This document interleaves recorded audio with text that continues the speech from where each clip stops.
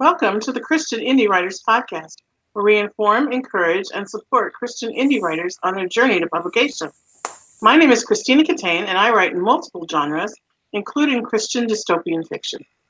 Hi, I'm Jamie Hirschberger. I write short fiction under the pen name J. Nicholas. My name is Rhonda Hagerman, and I write fiction and nonfiction. And I am Jennifer Carl Tong, and I write historical Christian romance. And we'd like to ask you guys if you like the podcast, if you enjoy what we're doing here, please like and subscribe and use the buttons below so you'll never miss an episode. So now we're going to go into our What's Up segment. We start every episode with it. And this is where we go and ask each other, what's up? So Jen, you are first in my little boxes. So. All right. Well, the book has been out for a couple of weeks now. It's been getting some good traction, which is great. I haven't put any money into advertising or anything like that. Just kind of letting everything kind of happen organically and through social media as well. So that's good. Yesterday, we're going to talk about reader reviews today. So I guess I'll save this conversation. So yeah, things are good. My family is good. My husband was able to come home for a week, and that was awesome. So yeah, everything's great with me. What about you, Jamie? Well, I want to share something a little bit unusual for the What's Up, but have you guys ever heard of Babyfoot? No. So Babyfoot, this little foot. Oh. Okay, so Babyfoot is basically a chemical peel for your feet. So you do this treatment to your foot, and then 3 to 12 days later, your feet just basically peel, like the whole layer of dead skin peels off your foot. Well, Babyfoot is $25. So I have never tried Babyfoot. But yesterday, I lost like my pumice stone and all that foot care stuff in the move. So I went to Walmart shopping and I found like generic Babyfoot. So I'm a little nervous because like generic beauty care products, you're kind of rolling the dice. You know what I'm saying? Like that's not an area where you really want to like use a coupon or save money, but $25 really. So I put these weird booties on my feet. They have like goop inside. So basically my What's Up is that I'm waiting for my feet to peel and I will keep everybody posted. And I'm telling you, this thing was 1/10 the price of Babyfoot. So if I have good results, I will share with all of y'all and you can have smooth baby feet yourselves. That's my What's Up for today. And if you don't have good success, think of a story you could write. You should do a YouTube video if you're using the product. Leave a review. Free stuff. Oh, yes, maybe. And then we can play it with our little heads at the bottom, and we can narrate it for the world. The worst though is like What so. could go wrong? Of course, the treatment is a chemical, probably like a drying thing, right? And so my feet feel very dry because my normal routine is to like put lotion, but you're not supposed to because it interferes with whatever's supposed to happen. So I don't like that my feet feel dry right now. I'm just hoping for good results. So we'll see. I'm dying laughing that this is the topic that you discussed during your I thought people would want to know. I mean, Tanya. inquiring minds want to know about JR. Somebody out there wants to know. I'm sure. I mean, You're awesome. sandal season is coming up, girls. It That's ended? It's coming up. I didn't know that it ended. Oh, Well, that's right. we live in Michigan. Birkenstock so- girl. Yeah. I am that girl. Yeah, Birkenstocks all the time, right, Jen? Speaking Yep. of like product endorsements, when I we make it shoveled my big, side- we're gonna call Birkenstock and be like, hook us up. Yes. I shoveled my sidewalk the other day so that I could wear Birkenstocks to go take my garbage out. I almost spit taked. Dogs in snow up to their neck, not a big deal. I want to wear my Birkenstocks to take the trash to the road. I'm shoveling, right? Right? I'm so glad that you understand me and I'm not alone in this philosophy. Awesome. Well, as long as we're like pushing products that we want to give us free stuff that we're endorsing, I just have to say 2 words: almond roca. What is Almond this? roca. Is that food? You've never had almond roca? Mm. Oh No, my but thanks God. for shaming me on national podcast. Now I feel so embarrassed. I can't even describe it. You have to try it. Well, what's up with you, Tina? Why don't you do your what's up since we're Well, I spent the weekend at my daughter's house. Her husband had gone on a men's retreat, And so we kind of all converged at her house. My son Michael came down from Bad Axe, and Aw. he made, and I posted this on Facebook, so this is probably old news to you guys, but he handmade Chinese noodles. And he like stretched them by hand. So he's over there, like it looks like he was trying to jump rope with the noodles, and he's pounding them on the cabinet, and they're getting longer and longer. I'm knocking things down. Those were the best noodles I have ever eaten in my entire life. Nice. So good. And so now I am going to try my hand at making homemade Chinese noodles because I have to have more, and I don't have the gas to drive to Bad Axe. Fun. Well, talk about a YouTube video. You should make that one. But we should probably air it before my peely foot video. I was thinking it could be like a Pinterest fail kind of thing. Oh, that's hilarious. Golly. So what about you, Rhonda? What's up with you? Yeah, what YouTube video are you going to do this week? My life has not been near exciting as anybody else's. This is embarrassing. Okay, so this week I've been really focused on working on my book with Mom. We're getting it just completed, and I'm so excited. And really what I've been working on is starting up the publicity campaign for it. It's not started, but it's in place, getting in place. So anyway. That's it. No videos for me this week. Well, publicity and videos could go hand in hand. Well, you're right. You could get you and your mom on one and just be you, and that could be entertaining. Sit there and look at each other. Well, I don't know. Sometimes your mother opens her mouth and some pretty entertaining stuff comes out. We need to have Barb on as a guest. Just to see what happens. I love Barb. We all love Barb. Hi, Barb. She's our biggest fan, I think. Is she our only fan? At this point? Okay. We'll find out soon if she's even listening, because she'll start talking on the YouTube channel if she is. So. I definitely want to nominate her as president of our fan club. Aww. Okay, so today's topic that we're talking about this week is reader reviews. The good, the bad, and the totally awesome. So let's start out. Who wants to start out and tell us why reviews are important to writers? Well, everyone go at once. I thought Jamie was going to take it away. Did you want to talk on this, Jamie, or do you want me? Well, sure. I mean, I can say that reader reviews are important primarily because they add legitimacy to your work.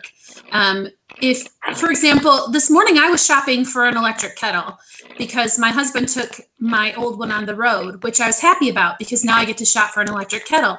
So when I was looking for them, what did I do? I scanned the reviews to see what experiences other people had with the kettle. And like people who are shopping for an appliance, people who are looking for a book to read are going to turn to those reader reviews to see if this book is worth the investment of time and money that someone puts into a book that they buy. Yes, I just did that yesterday because I got my monthly Audible credit for audible.com, and I was looking for a book to listen to, and I read a lot of reviews on a lot of different books before I picked the one that I was going to spend my precious credit on. I think also too, another thing that I've been able to use reviews for is for promotion too. So if somebody puts a review somewhere and it's good and it well worded, then I'm able to grab that off and use it to make like an image or something that I can share on I haven't done Pinterest yet. I really should do that.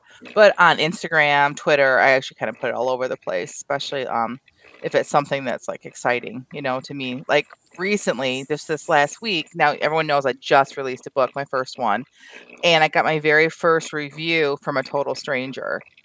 And I got, I think, more emotional over that than I did anything else with the review of the book or with the release of the book, because it showed that someone else that I don't know, not connected, we had no mutual friends that I could figure out because I kind of asked a few people, and As far as I know, it was just someone who kind of happened across my book, and that was super exciting for me. So I did a screenshot and I shared it around, and so that was fun.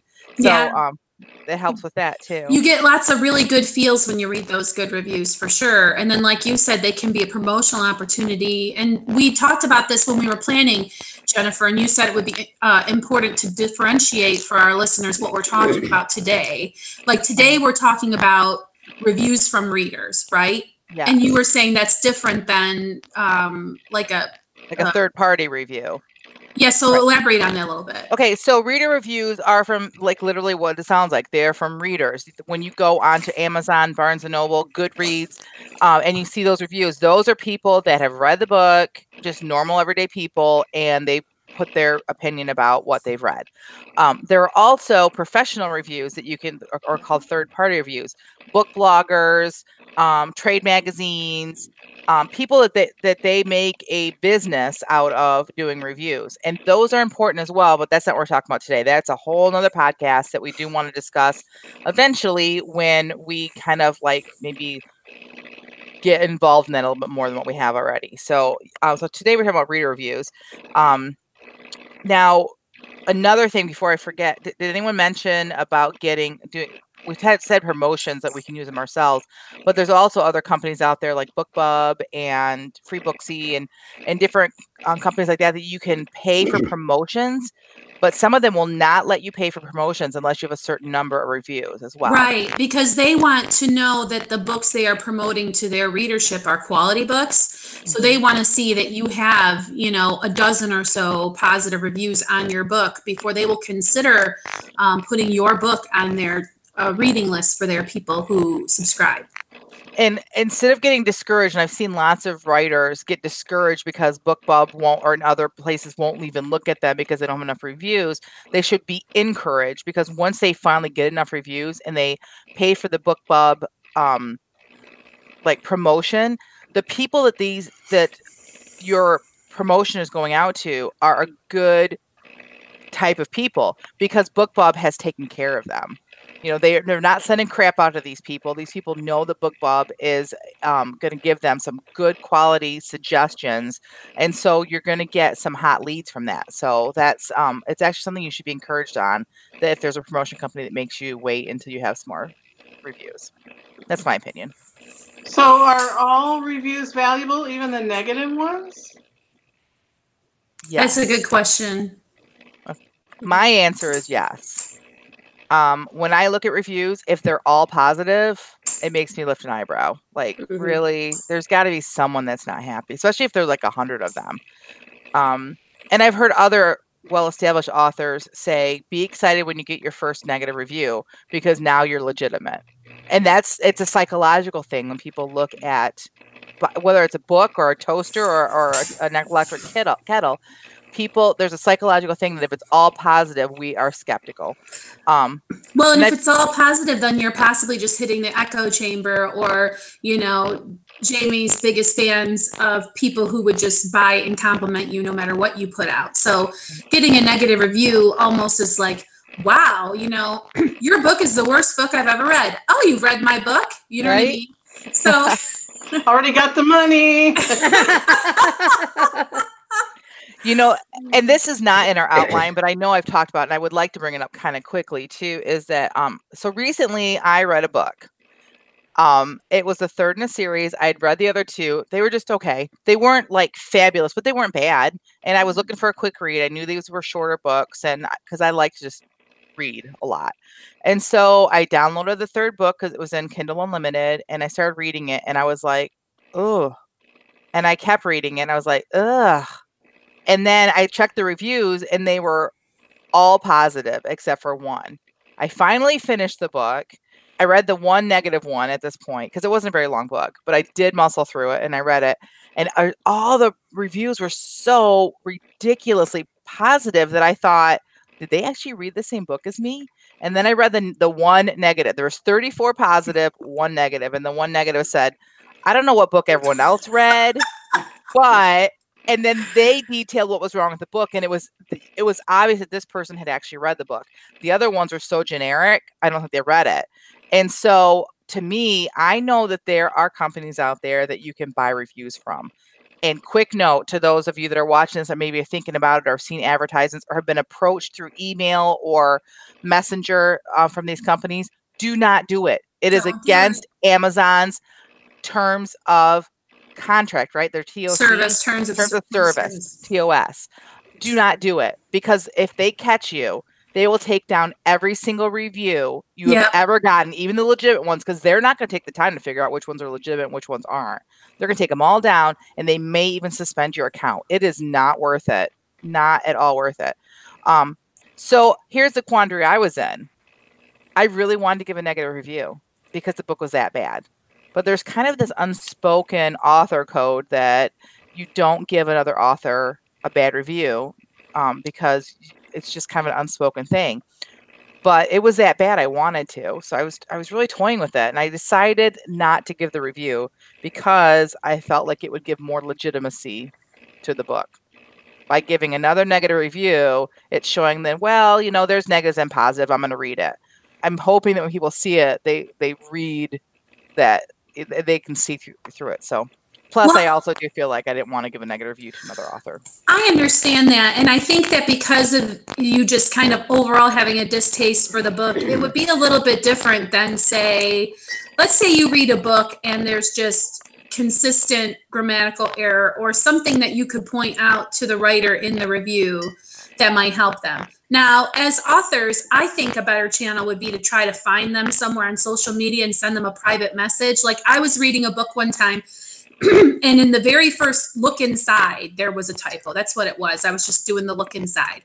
So I went on social media and I found this fellow and I sent him a message. Just so you know, you have a typo on page 1 of your book. You know, he's like, 3 people read it. I can't believe. So anyway, but if you're just maybe a reader or you think that you can be constructive, sometimes those negative reviews can help a writer to not make the same mistakes in the future. So negative reviews can be a good thing if you can just eat the meat and spit out the bones and read the negative thing that the person said and think to yourself, okay, so the next book I write, I guess I better be more careful about plotting. Or the next book I write, I need to make sure I focus on making my characters more believable. It doesn't mean you need to pull your book down and, you know, change it and relaunch it someday. It's just a learning process. You read the negative and you carry on. So I think that that's kind of a good thing about having a negative review. Right. And if I had felt like this author could have, like, I really feel like this author purchased a bunch of reviews. So at that point, they're not looking for feedback to fix their book. They're just trying to sell and make money.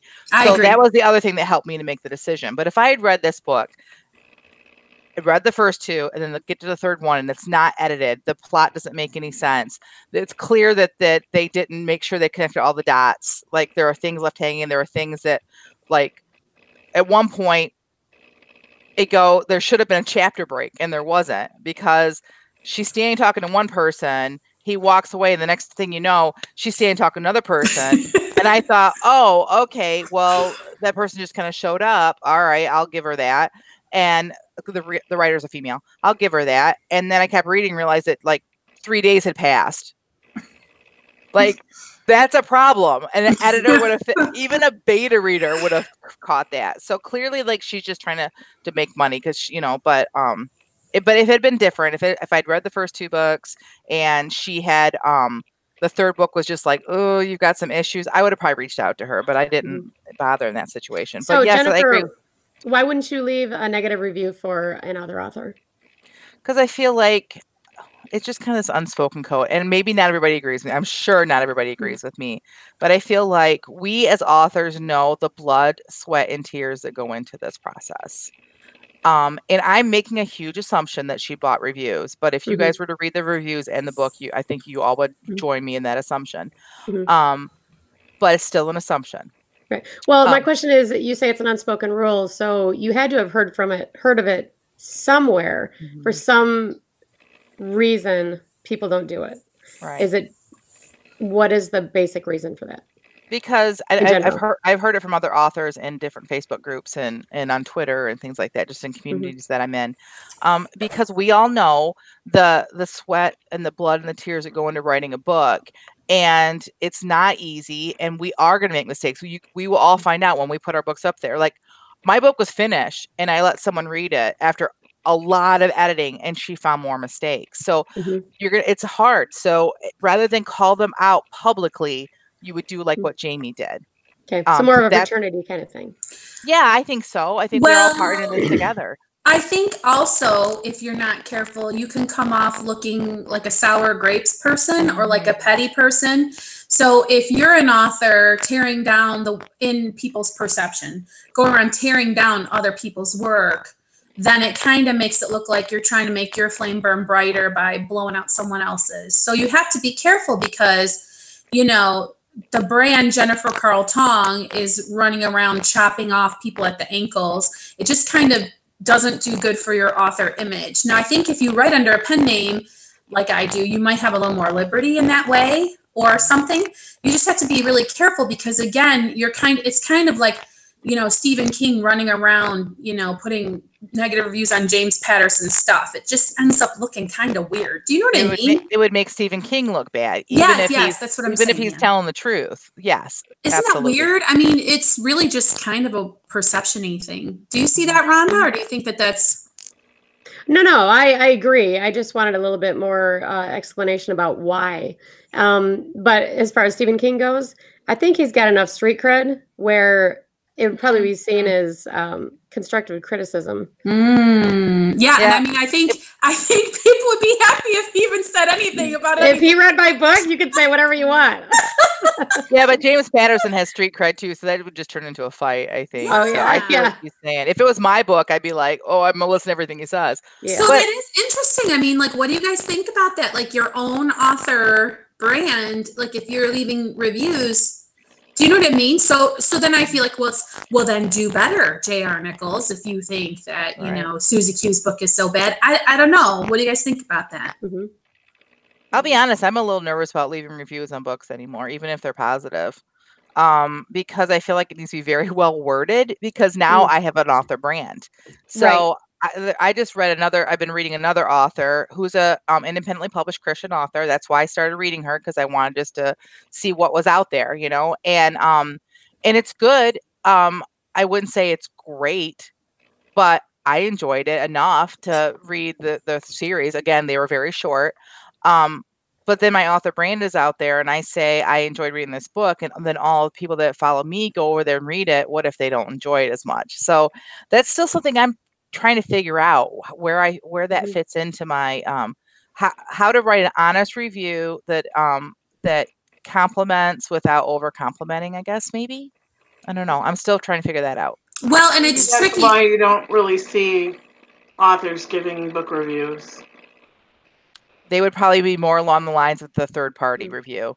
Like, let's say a Christian independent author reached out to me and said, would you read my book for a review? I would read it, and then if I wanted to, I would give a quotable review back to the author that they could turn around and use for promotion. That's the difference. That's probably why you don't see it. That's probably a really good point, Tina. Mm-hmm. And I want to go back. I'm sorry. I want to go back to the statement. I think it was Jennifer made about celebrating your first negative book review. I actually belong to a Facebook group where they do that. Like, whenever anyone gets their first negative review, they post it in the group. It's a private group, and everybody congratulates them. And I think that is a great idea, because you could take something that could be very discouraging and depressing and make you want to give up, and hard to take. I mean, come on, let's face it, nobody wants to get criticized. And turns it into something positive, and I think that's awesome. That is awesome. Okay, so I think that's a great idea, and I think it's also really good to have like a like already you decide in your head, how am I gonna, when I get that first review, because we're all gonna get them. Because there's also people out there that troll and try to give negative reviews when they see a bunch of positive reviews. So especially on Goodreads, I've heard. So I think you need to have a plan. Like, how are you going to deal with negative reviews when they come, because they're going to come. So I think that's a really good idea. Plan to celebrate it. I think you need to know like what the things that we said that are reasons why negative ones are important, and then brush it off and move on. Or look at it and see if it's good criticism that you needed to hear, and then go back and make a difference in your writing. Yeah, and I Right. think it's important to realize that you are not the owner of a hotel responding to people on Yelp, right? You don't go one by one on your reviews and say, thank you for staying with us at the, Clarion Inn in Baltimore or whatever. You just let the reviews sit there. It is not a professional move to respond to any review, be it positive or negative, as the author. Now, if your granny gets a bee in her bonnet because someone said something negative about your book and she wants to tangle with the person in the comments, that's not on you. But you, as the author, should not ever, ever respond to any review that is out there. It does not look well for you. I'm glad you said that because I was just about to ask that question. Like, do you respond to the book reviews? So thank you for addressing that. I mean, I think the temptation is to be thankful to people who read your book or kind of whatever. It's kind of a thing that's just not done. I have seen recently in a couple of groups that I'm in as well that people have, like I mentioned, trolls and people that will on purpose give you a negative review and they've clearly never read the book. And there are ways of handling that too. So if you get a negative review that it clearly has nothing to do with your book, like let's say the guy you broke up with in 9th grade finds out that you wrote a book and he goes on there and calls you all kinds of bad names and says that how can she write a romance? She doesn't know anything about breaking hearts, whatever.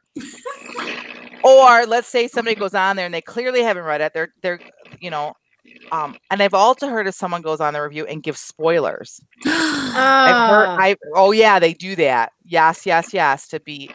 So I've heard, I have not had to try this yet, but if you're experiencing this, I've heard that you can go to Amazon and ask them to take the review down and you give all the reasons why. If it is a personal attack for any reason, they will take it down. It might take them a while. You might have to hound them a while because it is Amazon, but they will take it down. If it is spoilers, I don't know if they will or not. I think I heard that some people have gotten them taken down because it's spoilers. But so there are ways of handling it, but don't go that route if they just didn't like your writing. Or if there's a problem with your writing. Only if it's a troll or someone that's purposely trying to hurt you would you want to do that. So, and sometimes I don't know that I would even bother, because sometimes when people do things like that, all of a sudden your fans who see that are like, wait a minute, and then they start attacking, and it just, I mean, publicity is publicity, right? So, I mean, really think about it before you would try to go down that route. Okay. So let's go back to positive reviews. Jen, do you want to share how it feels to get a positive review? It feels really awesome. All right. So it's really nice to be in this writing group because you girls are so supportive, and we weren't always friends like we are now. I mean, we were always polite, but like now we're like good friends, right? We went through the stage where we were like, didn't really know each other. And then we grew into being friends that would love on each other and love each other's writing. And now we've gotten to the point where we've grown to the point where we're friends that are going to be honest with each other. So I just love that. So I'm blessed that I have people that'll tell me if my writing is good or bad. I love that. And I love hearing when you guys like what I've written. But when other people go on and say that, especially like this last week when I had a total stranger give me a review, it felt so good. It felt like all that hard work. It felt like that the story that I knew God had given me, I felt like I finally felt like he had entrusted it to the right person. I know that sounds silly, but like sometimes you have those doubts. Like, did I really do the story justice? Is anyone going to enjoy this? Is anyone going to read it? And so that felt really good. I also got I went on yesterday and asked for more review. I asked for reviews. I had not done specifically that, but I put the link up and I said, reviews are super important. If you've read the book, would you please consider writing a review for me? And one of my former students who does not read this genre had read the book, and she went on and put a fabulous review on, which she did not have to do. And it was really great. Like, I just felt really good about that because it's not something she ever would have read. She never would have picked up this genre. And so she felt it was good enough that even though she didn't enjoy the genre, she enjoyed my book. So that was another thing, which it just felt really, really good and satisfying. So. Okay, so now that we know what reviews are and that they are important, how does someone go about getting reviews? Well, I mean, I think Jennifer hit on the biggest one is you have to not be afraid to ask. Sometimes people just really don't have awareness that a review is important to an author.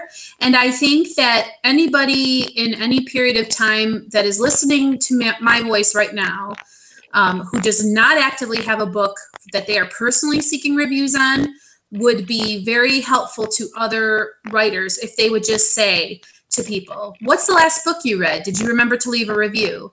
Because I'm not really a big karma person, but you're kind of spreading the word out to people that reviews are important, especially to the livelihood of an independent author.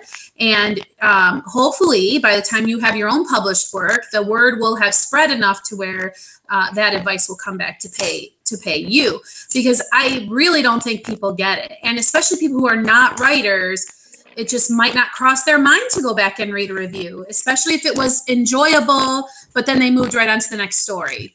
They just don't really get it. So just ask for the review, ask your friends to review books that they've read. If someone tells you about a book they love, say, you should jump on Amazon and leave a review. That's my number one piece of advice. Mm-hmm. I've been guilty of that myself. One of my favorite books ever, Demon by Tosca Lee. Throw that out there. I told everybody I knew how wonderful this book was, but then I hadn't gone on to Amazon and left a review, and I need to do that. That's interesting to hear. Yeah, and I think that even if you don't have a great review, even if you have a 3-star review, and you need to explain to the author, well, you kind of lost me because, Barney went on a journey and you never told me what happened to him. So I really wanted to know, you know what I mean? Like that kind of feedback, authors want to know. Like they're sitting here, there's crickets. Someone read my book. I have no idea. Did they love it? Did they hate it? Sometimes just to even know that it wasn't a satisfying experience is very gratifying to the writer. Something interesting you just said, Jamie, was even if it's a 3-star rating, just so you guys know, Amazon considers a 3-star a negative rating, which is good for us because a lot of people will see it as like a mediocre, so they'll give you a 3-star. It was okay, but this, and this, but it gets considered as a negative, which helps us as in legitimacy. So 3 stars are the best. They're great. Can't wait. Yeah. It's always been my dream to be mediocre. If I could only make it to mediocre, my life will be set. Well, and then what would you guys go ahead, Rhonda? Sorry. I was just going to say, until I started writing my own book and started thinking about publishing it, it never occurred to me either to send a review to an author. And I read a lot of paperbacks, so I don't buy a lot on Amazon anyway. So that's probably part of it. But anything, it's handmade, just like anything I'd buy from Etsy or eBay or whatever. I always leave reviews if I'm happy with something. And so I think that it's just not in people's mindset so much. So I need to know because I don't do Goodreads. I have an author platform, but I don't engage over there. So if you didn't buy it on Amazon and there's a chance that they won't verify it, like if you're not a verified Amazon purchase, they may not publish your review. Do you recommend then reviewing that book on Goodreads instead? What do you guys think? Yeah. Yeah, that's a great community. And not just Goodreads. Like if you bought a book on Amazon and you liked it, go to Barnes & Noble and give a review. Go to Goodreads, give a review. Go to Apple Books if you can. No matter what platform you read it on, go give reviews on all of them because there are people that never buy a book on Amazon, only Barnes & Noble, only Kobo, or only buy books secondhand, but they'll be looking for you, after that. And then, so it's all good. So if you give a review, just copy and paste it. It doesn't take you that much longer, but it will help the author out so much. Right. Yeah. Someone might feel guilty about, going to Goodwill or whatever and buying books. But if you leave a review, that can actually be worth more to the author than you buying a copy of the book. Yes. Mm-hmm. Yeah. The return on a paperback isn't always so great. The return is a lot of the times on electronic, at least for shorter stuff. But anyway, yeah, that's a really good point, Rhonda. And on Goodreads, the books that get the most reviews get put on lists. So if you're a reader and you go on Goodreads and you're looking for a list of recommendations in science fiction, for example. They have lists of the most popular science fiction on Goodreads and based on reviews. So you're helping the author in that way too. You can get, the more positive reviews they get, the better chance they have of getting on those lists and somebody getting turned on to their book. That's great. Hey, another quick thing too, and another platform I did not realize what could be used for reviews like this is BookBub. I did not realize that there was. I mean, I knew about BookBub and like that, but I didn't realize that they had like a review section as well. And there are a lot of people that hang out on BookBub and look there for the reviews, because Goodreads can sometimes be not nice. Sometimes people can be very catty on there, I guess. I don't know. I've not had that experience yet. But BookBub is much more the readers that are actually like wanting to look for good books. And so that's another place to send people for reviews as well, to ask them to do that. So, but if you're looking for reviews, now we talked earlier about never, never, never, never buy reviews. You can spend money to get reviews in a different way, though. There are organizations out there, businesses that will help to work as an aggregator. They will help to distribute your book to people that tend to give reviews. Groups like, no, my mind just went empty. I don't remember the names of them, Jen. I know what you're talking about. I have them right here. Sorry. Booksprout, NetGalley, Hidden Gems, though I've heard some negative things about Hidden Gems. There's another one. There's a podcast I listen to that is the Sell More Books Show that I really enjoy. And one of the men on that show, Jim Kukral, has a website as well that he does that. His company helps people to find readers. So you can find him through the Sell More Book Show. And I think his is really well done, but you have to pay like a monthly fee but you get a whole lot more. You get like more than just that. So anyway, a review grabber is what they call it. Anyway, so there are aggregators out there that will help you to get your book out to people that like to give reviews. But again, don't rely on just those, because you want to try to like allow some organic reviews to happen as well. And Jennifer, if you're going that route, you cannot send your electronic book if you are Amazon exclusive. If you are in Kindle Unlimited, correct. Yes, you cannot, because you have agreed, according to Amazon's terms of service, that no more than 10% of your book will be available in any other electronic form for the length of your contract in Kindle Select. So that means that your book is available for Kindle Unlimited readers to read for free. So that's the plus side.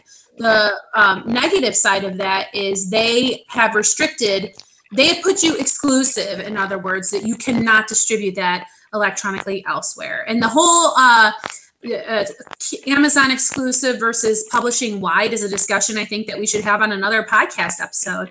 But it's something that people should be aware of. You cannot disseminate your ebook through other channels if you are in an exclusive contract with Amazon. Okay, just to be clear.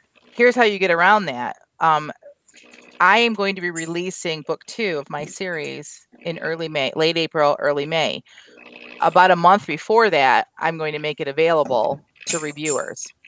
So I can have with like just the digital version, probably without the cover, just like a kind of a bare bones version that I can use an aggregator to put it out there for me. So that's the way you get around that, because I'm not in Kindle Unlimited, but if you want to be in Kindle Unlimited, 30 days or so before you are publishing in Kindle Unlimited, give the book away for advanced readers. And then the great thing about that is when you go to publish, you have people ready to give you your reviews, boom, on day one. So that's how I would handle that. Then you can still be in Kindle Unlimited. You stop your promotion, you stop giving the book away for free, and you put it up on Kindle Unlimited. A lot of authors do that. Okay. So have we said everything we want to say about the subject of reviews? Probably not. But for today? I would like to say, if you're watching this podcast, go find my books. Go find Jamie's books. Give us a review, please. Please. And if you haven't read them, read them. I think, I am not ashamed to promote those books. They're great. So give us a read, give us a review. Amen. All right. Okay, so now it's my personal favorite time of the podcast, the feeding of the backs, because we do this thing where we get a writing prompt and don't have time to think about it, and immediately have 15 minutes to write a story based on a list of words or a theme or a title.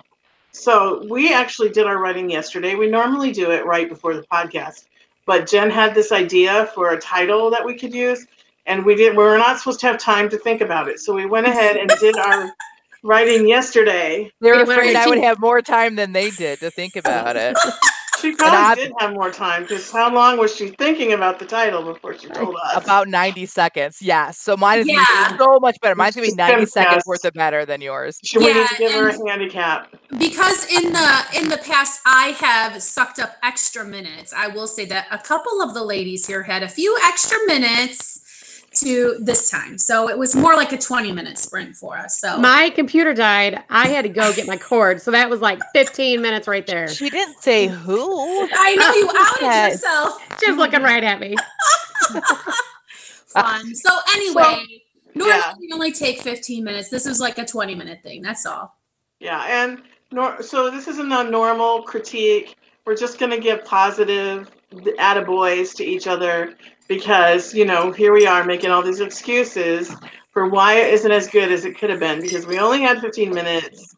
We didn't know what we were supposed to write about, all that. So I'm sure you guys love hearing that every week.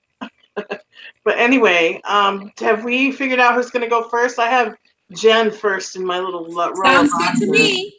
So let's go with Jen. I have to find mine. I should go first because I had the 90-second advantage. So mine's That's gonna be 90 right. seconds better than the rest of yours. That's true. Just kidding. All right. Did you tell what the prompt was? The prompt idea. No, I did not. The prompt idea that I had was that we all had to write a story with the title, The Bad Book Review. Oh.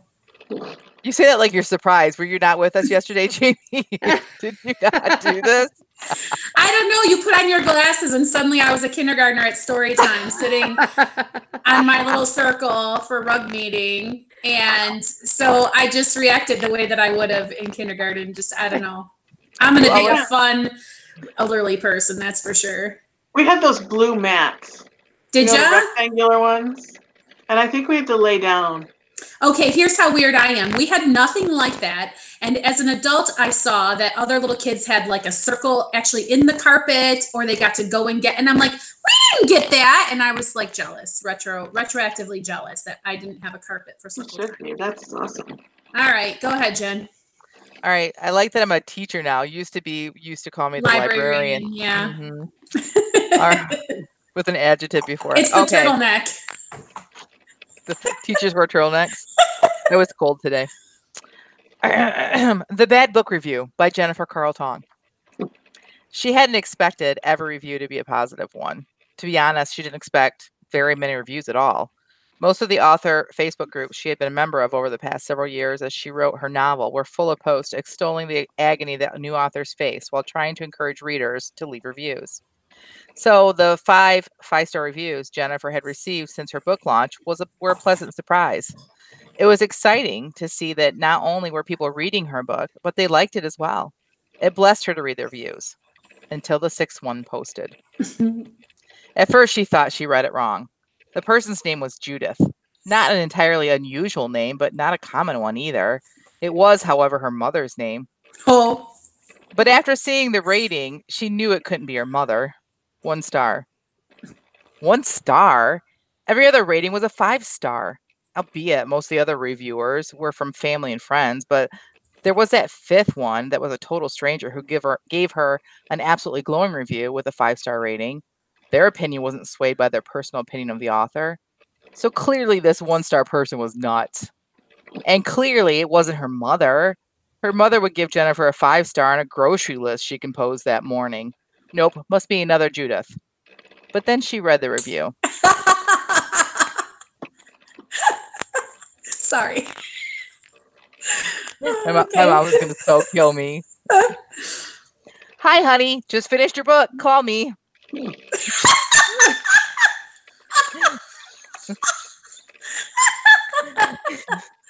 Oh, that's Jennifer's great. hand slapped against her forehead. She wiped her palm up and down her face, wishing as much to wipe away the pending headache as she wished to wipe away her mother's words that stared back at her from the Amazon page. But a 1 star? Was her mother still angry that they had spent Thanksgiving with Randy's parents last year? Below those 3 simple sentences, she noticed the words, read more, ... Jen shuddered and clicked the link despite her desire not to. The link opened to another page, one totally dedicated to her mother's review. There were the same 3 sentences, followed by a dozen or so blank lines. Then Jen read this: Nutella, milk, eggs, Pepsi. The list continued on for about 30 items. Her mother's grocery list. Well, Jen certainly wasn't going to give her grocery list a positive review. 3, 2, 1. Yay! That's fun. Yeah, it's Jennifer, so funny. you corrected yourself, but I love the word despire. We need to use it in our work. It's like Shakespeare, right? Right? I'm making up a word. Well, I was because I had despite and Inspire. desire. Oh, desire. This despite and this and desire like right by each other. So I got a little wordy there. But so back knowledge there we were it was a tweet, and I think I shared it with all of you guys, that had me laughing so hard. Another author, we follow each other on Twitter, got a 1-star review from her grandmother Oh, on Goodreads. And so she was like, so there was this whole thread, and she's like, is my grandma still mad that I didn't come home for Christmas? Like, she's trying to figure this all out. You probably thought it And- meant you're number 1. Yeah. aw. Yeah. Maybe that's it. So, and my mom does that kind of like weird stuff all the time. Like just this week, she posted my daughter's name, is making dinner for grandma and grandpa. Yum. My daughter hasn't been to their house in weeks. So I think my mom accidentally like tried posting something and then never hit send. And then when she finally opened Facebook again, hit it. That's what I think. I don't know, but she's always doing crazy stuff like that. Like she's not very technical. So this actually could have happened. This really could actually happen. So like I have seen or experienced, like I can't remember which, is that weird? But anyway, kind of like you think you're private messaging a person, but you're really posting it to their Facebook. So yeah, that kind of stuff happens a lot. Yeah. If you're, you know, I mean, you kind of have a vague idea how the tech works, but you sort of biff. Yeah. That was really a lot of fun, Jen. Good job. Thank you. I've sent texts to people before when it was meant for my husband. Oops. Me too. Yeah.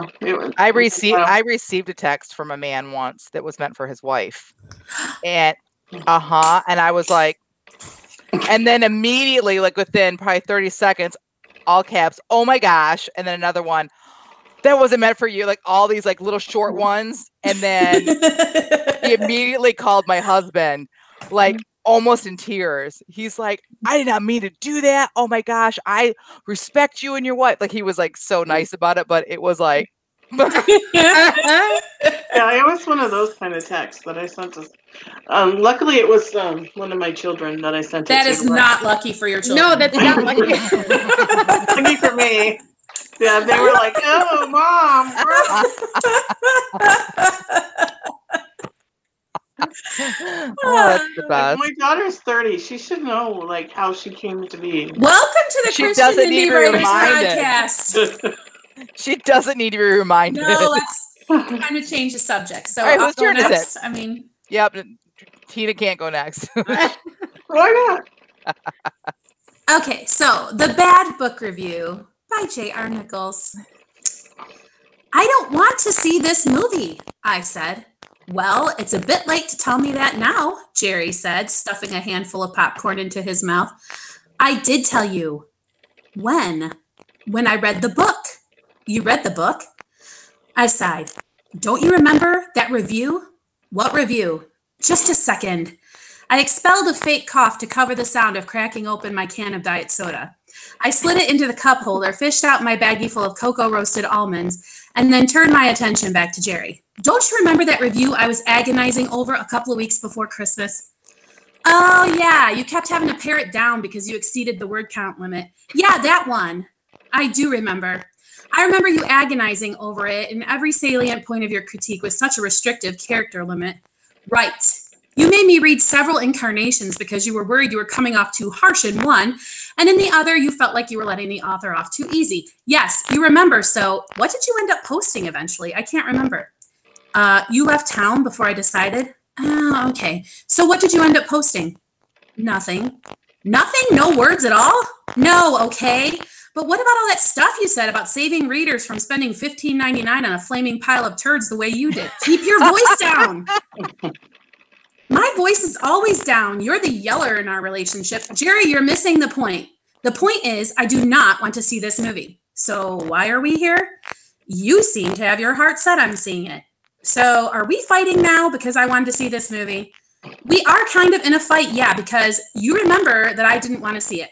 Oh, brother. I can't believe you're forcing me to sit through what I know is going to be a total crap fest after that terrible review I left. You didn't leave a review. Don't be smart. Can't help it. Comes natural. You're going to have to make it up to me, I said, sucking the cocoa off an almond while inhaling deeply the aroma of Jerry's buttered corn.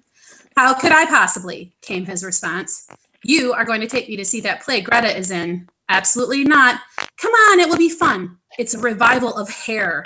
They're not going to do the naked scene, I don't think. The lights dimmed and the preview reel started. Ah, saved by the bell, Jerry sighed.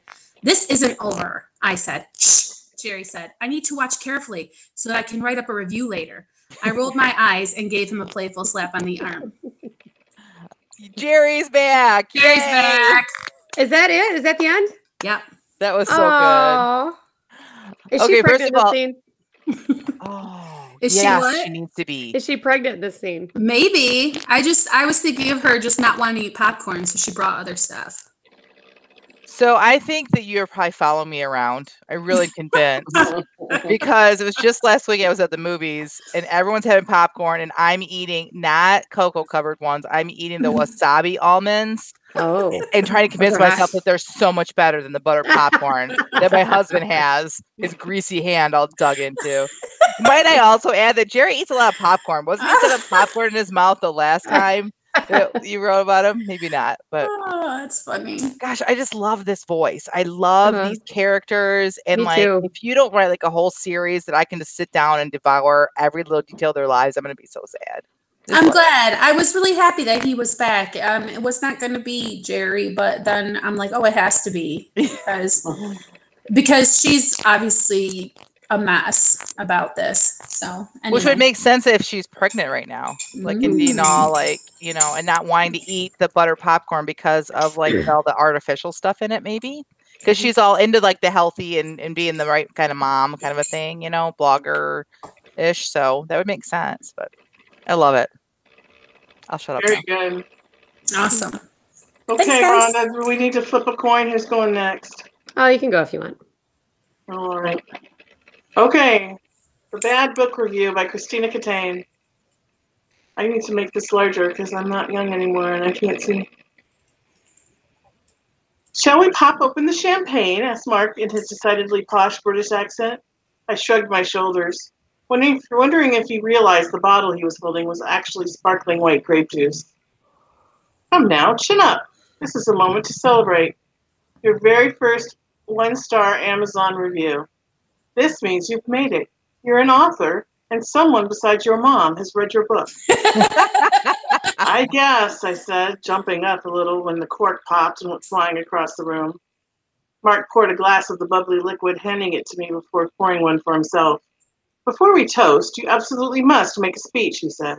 No way, I am not making a speech, I protested. You must, he said. I insist. I groaned. He was so annoying sometimes with his accent and his manners and his sense of ceremony over everything. Well, I began. No, you must stand over here. He pointed to the front of the room near the Keurig and the donuts. Quiet, everyone, he announced. Everyone in the room turned to look at me, half eaten sandwiches in their hands, or donuts, or cups of steaming coffee. I looked at them all, swallowing the lump in my throat, blinking my eyelids over eyeballs that felt swollen and dry despite the tears that only moments before had threatened to erupt from them. I cleared my throat.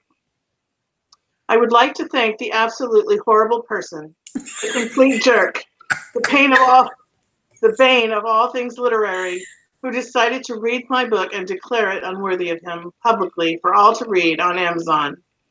Thank you for letting the world know that my writing is mediocre at best and not fit for primary school children at worst. Thank you for letting us all know how terrifically boring you found my characters, how unbelievable you found the setting, and how insufficient my knowledge of the English language is, in your opinion. I hope that you get a computer virus that corrupts your Amazon account so that you can never write another review again. I would also like to thank my mom for leaving the best 5-star review a daughter could ever dream of. Thank you. Half the room laughed, the other applauded half-heartedly. Mark clapped me on the back and said, "Splendid. Now back to writing your next book." Yay! I love Mark. I do love too. Mark with this person. Like, what an amazing, like, he needs to drag her to all kinds of stuff. Or him. I don't think we're sure. But the point is, how awesome were these two characters with each other? Thank you. Like, I'm annoyed by him, but I'm going to do everything he says anyway. I'm impressed he was able to stay so not passive aggressive.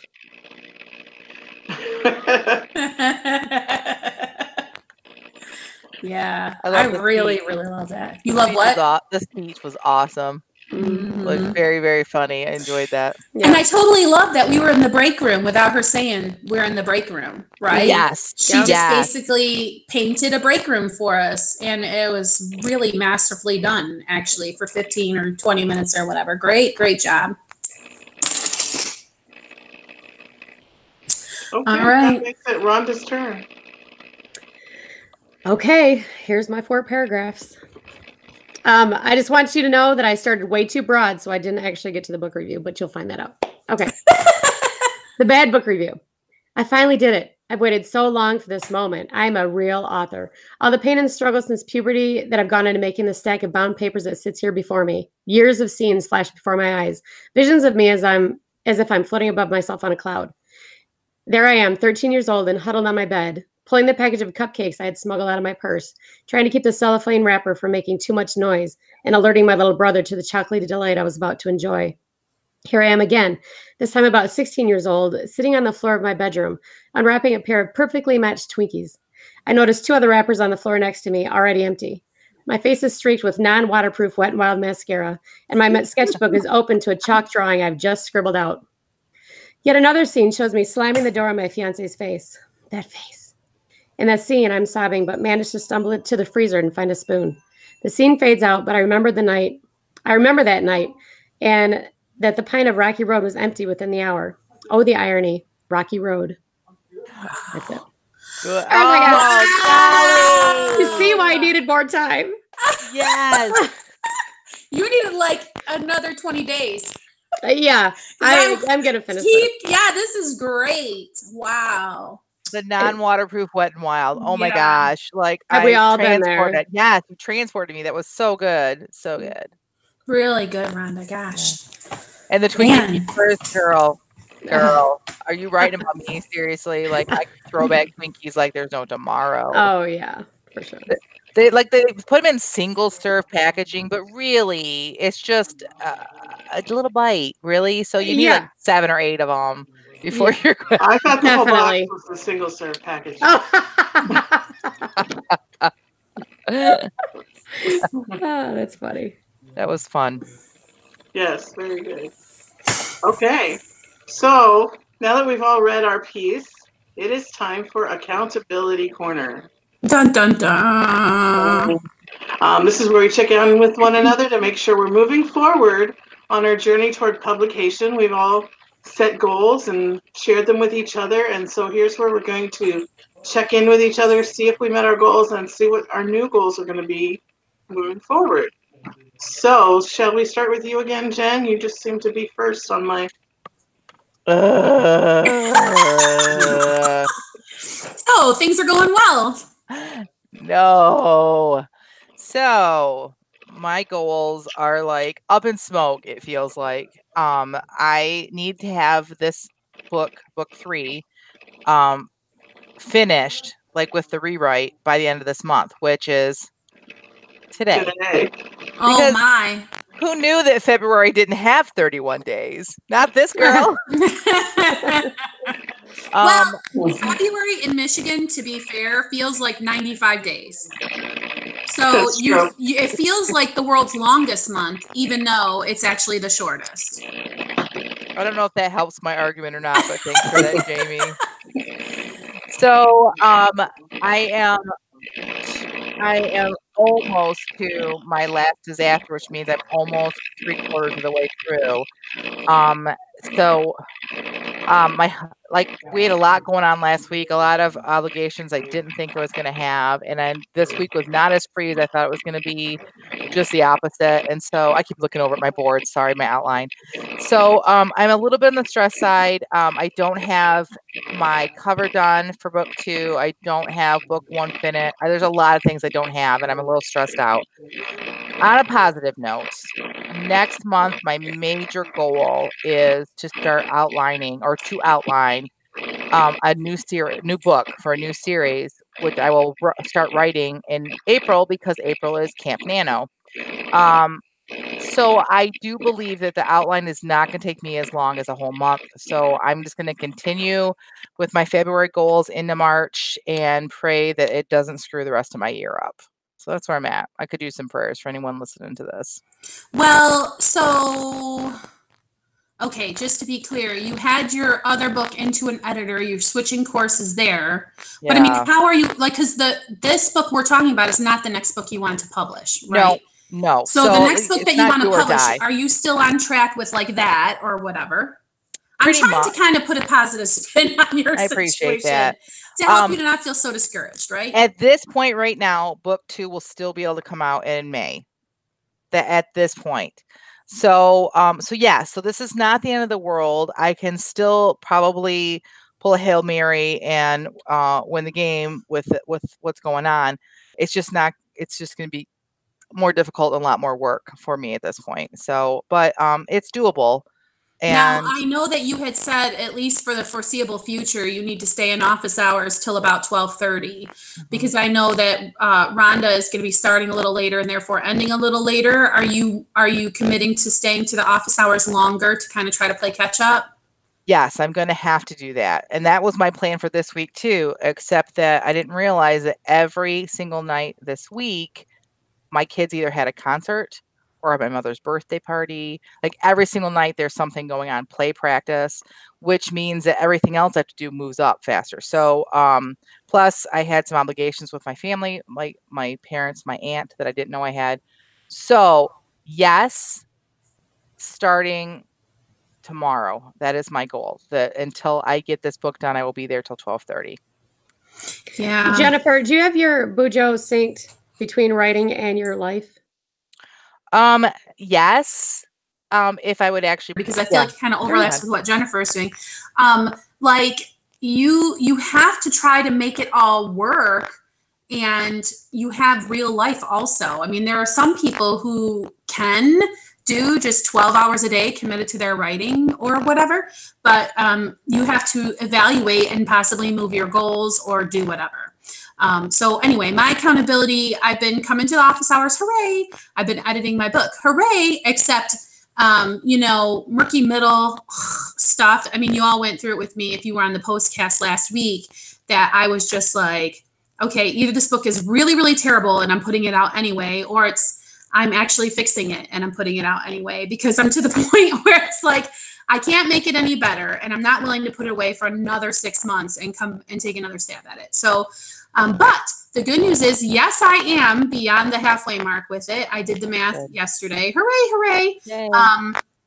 The question is now, how close am I to done? Because as I'm working through the puzzles of the plot and doing other things while I'm thinking about it, like dishes or mopping or whatever, I'm like, well, maybe I can chop out this whole thing, and maybe it doesn't need to be, whatever. I'm doing all that kind of stuff. So as far as meeting March 14th, yike. I mean, that would mean I would have to get it into people to edit and everything now. So once again, I'm having to push my deadline back.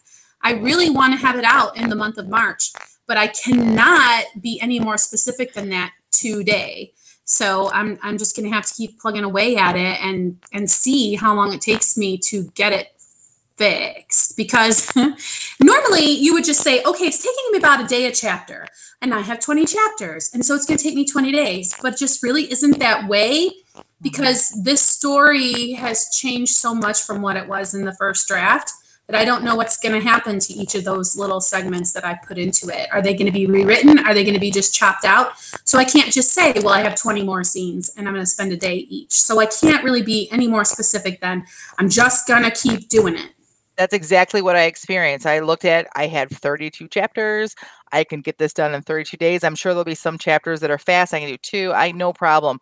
But no, there were some chapters that took 3 days. There were some chapters some days I could do 3 chapters. Like it's just completely, I could not do it the way I thought I was going to. So I'm with you there, Jamie. All right. So does anybody need anything else from me? Yeah, you need to give us something that we can keep you accountable to. Like you give us something specific. Like, is it just that you'll be there for office hours? Is it like, so you got to give us something. Yeah, I'll be there for office hours and I'm going to stay till 12:30, but I may have to take one of the sprints off to eat something. Let's schedule an eating sprint. I love that. How much did you eat in 25 minutes? All right. So who's next? Rhonda? Sure. Okay. I had forgotten that in the accountability corner a couple weeks ago, I said that I was going to get the Pinterest page for this podcast up by the following week. And I think that that would have been last week. So I think I'm 2 weeks behind. So I've been working on that this week and I'm so close to getting, I have a tendency to want everything to be perfect before I do anything. And I'm trying to break that habit. So by the end of this week, not next Thursday, but like Saturday, I'm going to have our page up. And then also I'm going to have that and Instagram and Facebook up for the series that Mom and I are writing. So I need to be held accountable to that. And they're actually published and actually live for people to look at. Let me encourage you that you should go ahead and just do it wrong while nobody is looking. I mean, you have... Right. That's what I'm telling myself. You're so right. You are so right. So quick question. You said you're going to be doing those social media sites for the series or is it for the pen name? It's for the pen name. Okay, good. Okay. Yeah.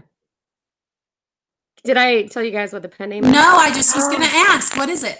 Okay. Well, this is a placeholder right now. We may keep it, we may not, but it's on the book cover sketch we have right now. Okay. So Mom's name is Barbara Bauk. My name is Rhonda Hagerman. So Barda Bowman. What do you think? Barda Bowman? Yeah. And that started out as a joke, but the more that I say it, the more that I like it. Because you know, a bard is a storyteller. So, Jenna, you've got such a bad poker face, Jennifer. No, I thought you meant, this is how slow I am right now. I'm like, Barta. Where'd the T come from? Now I get it. Sorry. Yeah. Yeah, I like it because it's very unusual without it. Like you went through the baby name book and tried to find the most unusual name that there is. Right. So it's pretty one of a kind. It has alliteration. You know what I mean? Like I didn't love it at first because Barda, like I would never name a daughter of mine Barda. Like what a horrible name. Yeah. But then as far as for being an author pen name, it really, I think, works. I agree. Absolutely. And I'm an extremely visual person. And when I see it written out, I really like it. But then when I say it, it's like, ugh. Well, so, wait a minute. How are you spelling it? B-A-R for Barb. No, Bowman. Oh, B-O-U for Mom. Because I would want it to be B-O-W because the W is very satisfying. B-O-W-M-A-N. Maybe N-N. You know what I mean? Like if you look at it, I don't know.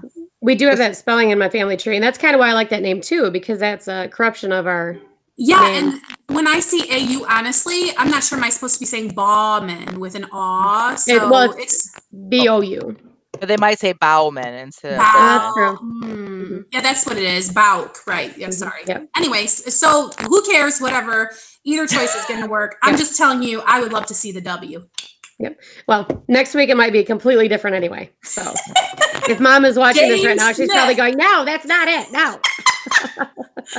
No, our pen name is now Lamp Coffee Mug.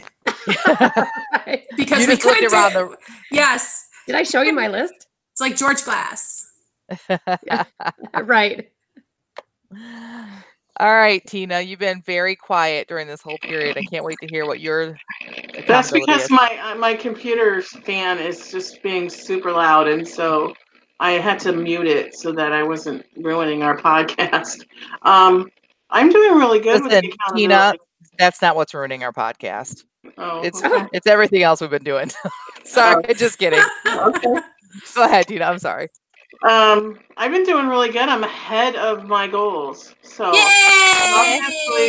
Yay! I gave myself too much time. So we'll see. And I'm getting kind of nervous about the time I gave myself to edit my novel because you guys I actually was reading like 3 days ago, maybe, that you should give yourself twice as much time to edit as you did as it took you to write.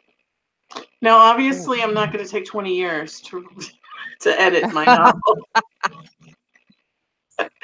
But if that's true, I might need more than 3 months. But we'll see. I'm ahead of time right now, and I'm looking at May 18th to publish the Chugiak story. That's my husband's birthday. So that's why I kind of arbitrarily chose it. Well, I'm that's interested in great. that statistic though too. You think about it. So I wrote I wrote and then I put it aside. You got to count that time in your editing. And then I did some editing and I put it aside. So when you add it all up, it might come to that. So that's an interesting stat I'd never heard before. I just think it really depends on what your version is of a first draft, because when we tried to nail Rhonda down to it, we realized that her ideal and my ideal of a first draft are way different things. Like Rhonda's ideal of a first draft is more or less an enhanced outline. So of course that's going to be a way bigger deal to go and edit that for a first edit. You know what I'm saying? And then also this piece was so super complicated compared to the other things that I have had to go back and edit of mine. Those were really quick to edit. So I think it's wise to schedule that for yourself. And then you have Oh Happy Day when you are done faster than you think. Right. Well, I know I'm going to get done faster than I planned with the editing of Chugiak, so I'm going to move up. Whenever I'm done, that was my plan. Finish editing Chugiak and then go into editing Lost. So when I'm done early, I'm going to start early and still keep my deadline where it is. So that just gives me extra time. And if I find that it's taken me longer or not as long, then I can adjust that as the months go by. So what are you writing? And do you not intend to have anything that you're actually writing while you are editing and doing this stuff, preparing for publication? Well, I planned on writing during the sprints and then like at least the first sprint, writing up to 1,000 words in a sprint and then working on the editing. But some of this, I wrote these episodes of Chugiak really fast, and it really is writing to edit it because there's a lot of work that needs to be done. So I've really been writing while I've been editing. So, Now, yeah, that's going to be different going forward, right? Because Lost Yeah. is in so much better shape. You're not going to need to be writing to edit. Right. So I have this story that I want to write with my daughter. Really submit to what is it? Highlights. Adventures in Odyssey. Ah, right. My daughter is got a degree in children's ministry, and she tells parables as part of what she does. And she just had a winter retreat at the campground where a bunch of kids came, and she had this idea for a parable. And the morning of the retreat, God said, "I want you to use that one." Like, so everything she had planned to do, she changed it up, and it really worked out really, really well. But the parable that she came up with was just so good. And I said, that's exactly what, when I read what they were looking for submissions, that it falls exactly into that. It's got this adventure that kids will love. It's got a biblical message that parents will love, and it's fun. So we're going to write it together and submit it. And if they don't accept it, I mean, I'm sure there's tons of competition for that magazine. That publication, but we're just gonna see if we can publish it. So that's one thing we'll be doing. And she has more than one, so you guys might have yourselves a nice little compilation. Yeah, she's been telling stories since she was a young teen. My son, who is now 15, almost 16, was real small then when she was in high school. And she used to say, "Can I tuck Chris in the bed tonight?" And I would say, "Sure." And then an hour later, she was still in there. Tucking him in, because she would make up stories. They had Torrance and Kayla. Torrance was a teddy bear and Kayla was a little girl, And so every night they had the adventures of Torrance and Kayla, and Amber would make it up. So she's been doing it a long time, and I think that together we could have a lot of children's books that people would really love. Awesome. I'm Glad kind I of busy. asked. Yeah. Yeah, because Thank that you. sounds exciting. Okay, so I guess that's it then for our podcast. Please join us for the postcast where things really get hairy.